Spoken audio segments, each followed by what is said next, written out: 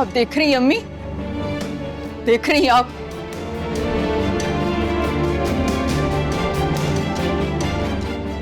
इस घर में क्या सलूक हो रहा है मेरे साथ। सच तो ये है कि ये सब मुझे इस घर से निकालने का फैसला कर चुके हैं, तभी तो एक के बाद एक इल्जाम लगाए जा रहे हैं मुझ पर।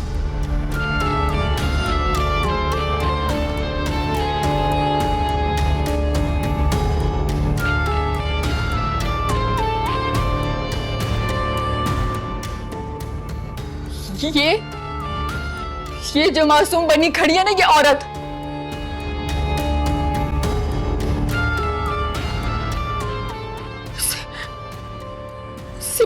इससे मेरा वजूद बर्दाश्त नहीं होता।